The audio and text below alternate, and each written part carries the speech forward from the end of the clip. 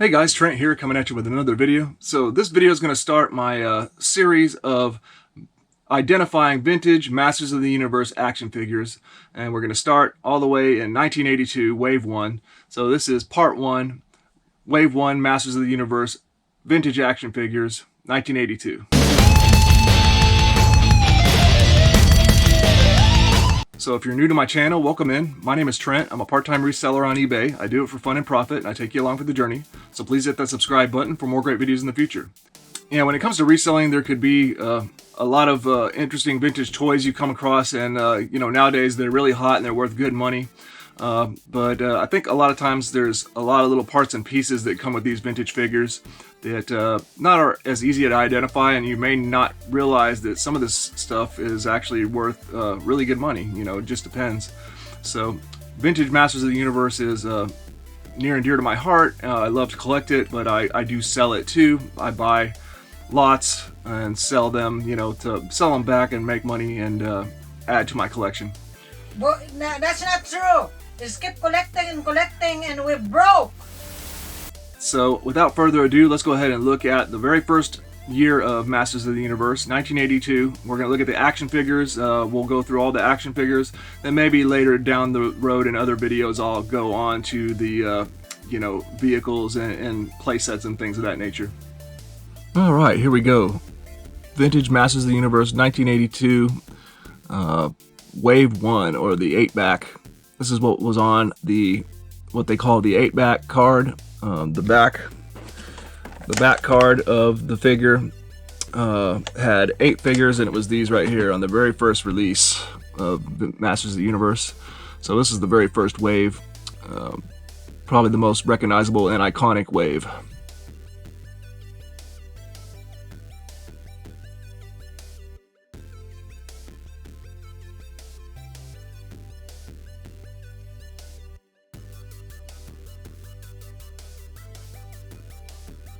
Alright, let's start with the man himself, HeMan, the most powerful man in the universe. So, HeMan, great figure, arguably was supposed to originally be Conan the Barbarian, but there was some legality stuff that happened, so they ended up making HeMan and the Masters of the Universe, and it became immensely popular. So it's not too hard to find a copy of HeMan, but getting him complete can be a little bit of a challenge. So if you have a complete HeMan, or actually any one of these figures, that's going to increase the value, the completeness of it. You're going to be able to make a premium sale. Since HeMan is, of course, the namesake figure of the line, him and Skeletor, they're pretty iconic. They actually fetch, I'd say, more of a premium than your other figures, even though in theory they should be some of the most commonly released figures. But I guess since you gotta consider the fact that you got to try to find them in proper condition and everything, and getting their accessories, they actually will sell for quite a premium, especially if you have it complete. So approximate value of HeMan. So a loose figure with no accessories, I would say, and let's say average condition. At least the figure doesn't have 2 loose legs. It doesn't necessarily have to stand on its own. That's another thing to consider, though, when it comes to vintage Masters of the Universe, how good the legs are and everything. But I would say a loose figure is gonna be worth around 30 to 40, something like that, for HeMan. Another factor that's really important for HeMan is the paint on his hair and face. It's very easy for it to get. It's relatively hard to find one that has flawless paint on his hair and his face. Here's another copy I have of HeMan. The face is a little bit better, but even mine has some pretty significant wear. Okay, so the accessories that came with the original, the standard basic HeMan action figure are, first he has his power harness that he wears there. Then he has his shield. You see it has actually some like cardboardy like orange piece inside there. He has his battle axe there, and he has his power sword, his half of the power sword, and I'll get into that after I cover Skeletor. It's a half, so Skeletor has the other half. Most of the stuff you're going to find is from Taiwan, and this is 1981 Taiwan He-Man. I say 1981. The stamp on the back does say 1981 because they started manufacturing these in 1981, but they were actually not available until 1982. So you'll see a lot of figures because they reuse the same torso and stuff that say 1981 on them. But that's nothing special. There, you don't have some kind of crazy early prototype release or anything like that. So complete like this, in nice, decent condition, which I'd say this one's pretty good. Not perfect, but pretty good. On eBay, currently people try to sell He-Man for over $100 actually, and it does sell because people are nostalgic for this figure, and I think that's what drives the price for this, because it's the namesake figure He-Man, and similar sales happen with Skeletor. Another factor is his power sword. If it's complete and the hilt is unbroken, or the handguard is unbroken, that's more challenging to find. As far as his accessories individually priced go, I would say the most valuable accessory is going to be his power sword, an unbroken power sword. I would say that's probably worth about at least $30 to $35. The shield is probably the next most one because it has the cardboard piece inside, and to find one that's in really nice condition, I would say it's probably 15 to 20, something like that. And then the axe is next. It's probably 10 to 15, and then the power harness, it's probably about $10. It's a lot of times it's attached to the figure, so you don't have a problem finding it. The challenge of finding it is what adds the value to it, or if it's a fragile piece like this that could be broken. As far as variants go, with He-Man, there's not like too significant of variants, although there are some. This He-Man here, you probably can't tell in the picture, but he doesn't really have like a defined belly button. But this one here does. He actually has a little dimple there for like a belly button hole. And that would indicate that this is actually a more early release of He-Man. Now, does that translate to more resale value? Probably not, because most people aren't going to know any better. So that's the problem with that one. Another thing to indicate that it's an early release, you see the paint on the boots. See how it's kind of sloppy and not covering the top of the boot fur as much as this one. That's another indicator. So I think I have a more early release of this He-Man here. That's why I kept this guy. But there's He-Man, so let's move on to Skeletor. Alright, next we have Skeletor, and you'll find a lot of different versions of Skeletor when it comes to the basic Skeletor figure. So Skeletor being an iconic figure, if you have him complete, and just his loose parts and stuff in general are worth a little bit of a premium compared to the other figures. I would say a complete Skeletor like this, in decent enough condition, can sell for somewhere around 80 to 100 is what the sale price people try to get, because again it has the same issue with a power sword that potentially is broken all the time. So to find one that is not broken like that matters. And since I have Skeletor's power sword out, I'll show you what I'm talking about. So here's Skeletor's half of the power sword. It actually was designed to combine with He-Man's half of the power sword, because originally in the mini comics the idea was whoever could control both halves of the power sword could unlock the secrets to Castle Grayskull. So that was the gimmick right there. So Skeletor is a fan favorite when it comes to the character himself, but the collection of the figure, because he's just an awesome looking figure. That skull paint and everything, and the Havoc staff is pretty iconic, pretty incredible stuff. Skeletor does have 4 accessories there, so getting it complete can be a bit of a challenge, especially since this armor a lot of times is easily broken, as well as the power sword half, the handguard. So Skeletor does come with his half of the power sword, which I would say again is the most valuable accessory, probably a $30 to $35 accessory if it's unbroken. And then he has his Havoc staff, which is probably like a $15 to $20 accessory. He has his chest armor, which is, I would say, $20 to $25 if it's in nice condition. And he has a loincloth there that's probably like a $15 accessory if it's in nice condition. So with these accessories, they have a lot of straps and stuff, and you got to make sure that they're unbroken. Even if they're broken, though, you can sell them, or sell it with the figure, and people are still going to go for it. And so this version of Skeletor I have right here is what they call, first off, a half boot, because see, the early releases of Skeletor, only the front half of the boot was painted. And then this is actually a special one called a peach face. Or a peach cheek. If you see right here on the side of his cheeks there's some pinkish or some peach colored paint.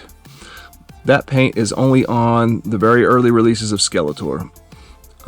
So that definitely increases the value of this Skeletor, where I would say maybe, a complete Skeletor like this, probably like somewhere around 80. I think this would push it over the $100 mark. Probably sometimes, depending, if you find the right buyer, probably like around $150 figure, because people are looking for this variant. It's definitely a noticeable variant. It's one that people are familiar with.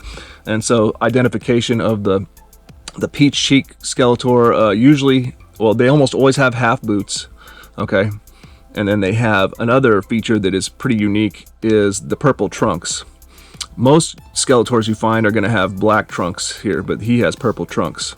So this is a half boot, purple trunk, peach cheek Skeletor in nice condition. I would say this has got to be at least a $150 figure complete. But most of the Skeletors you're going to find are going to be like this. You'll find them in better condition because these are a little bit later released. They still say 1981 and everything. They're still pretty much, you could consider them the 1982, I believe. But they have the full painted boot. And then they have black trunks and no peach cheeks. So this is the more standard Skeletor that you're going to find. I would say if you have this one still complete, though, it's going to be, an $80 figure, just because of the nostalgia and everything for this figure. People may not want to collect all Masters of the Universe, but they may want to get He-Man and Skeletor. And then finally, I have one other variant of Skeletor to show off. I don't know how often anybody would ever find this, but I have this is what I consider my main Skeletor, because he's neat.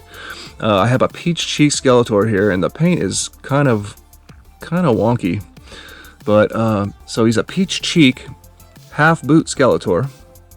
However, he has black trunks, and I don't see that. I honestly don't see that. It's really hard to find another example of this, so I feel kind of like I have a kind of a special variant here. Definitely more uncommon. So I would estimate this one should be worth even more than the standard peach cheek purple trunk one. But I'm keeping them all in my collection because I like them all, and I wanted to have all the variants. Skeletor is a great figure to collect, but there you go. There's Skeletor. Definitely, for the Wave 1, He-Man and Skeletor are going to be pretty much the money figures because of their nostalgic factor.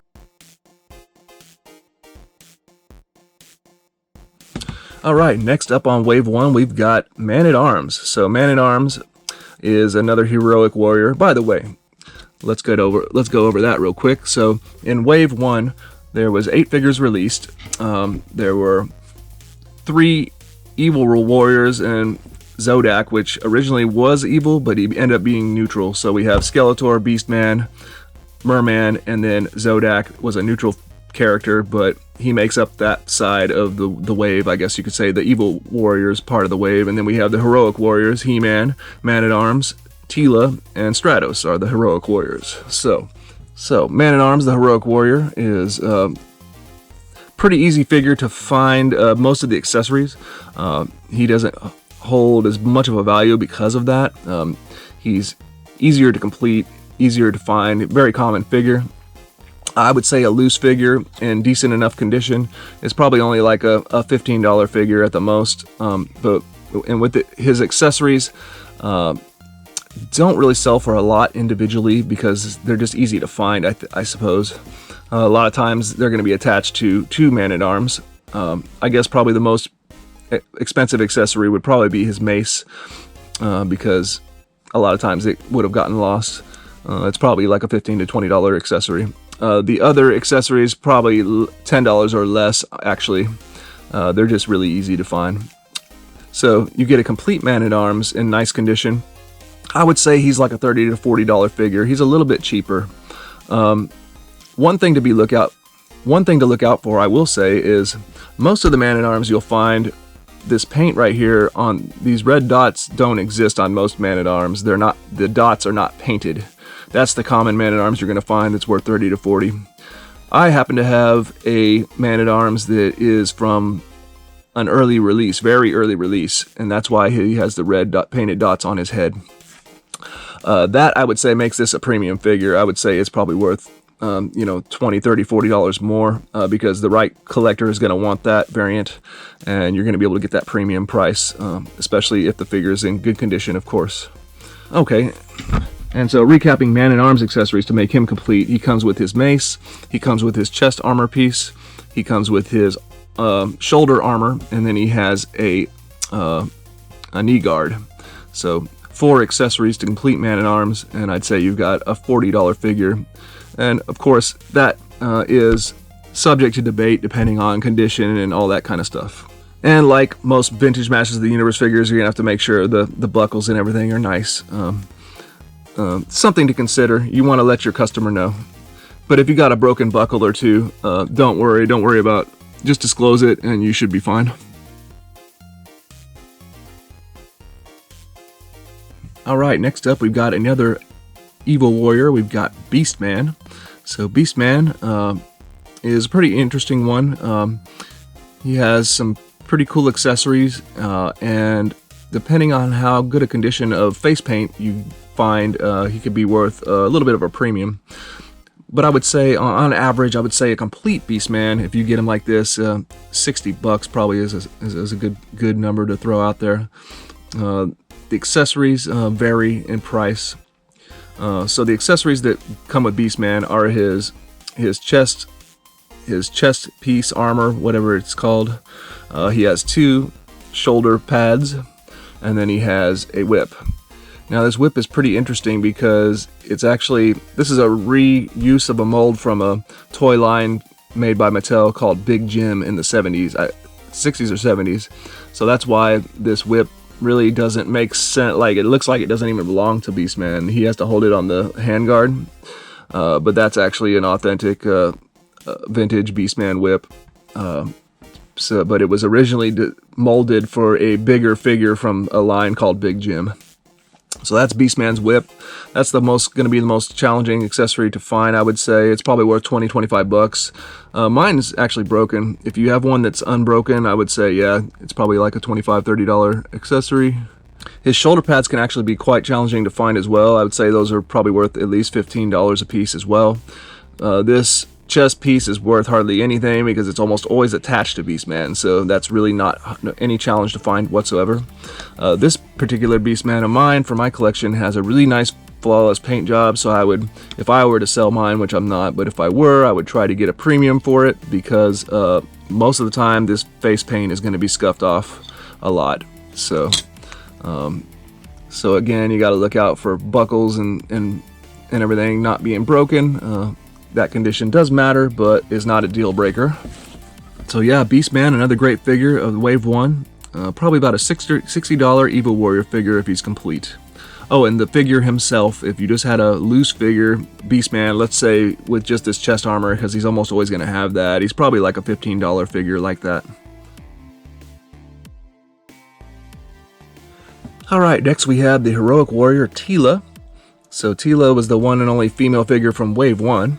Tila comes with 3 accessories. She has her headdress, which mine's actually broken at the top. I still need to find a better one.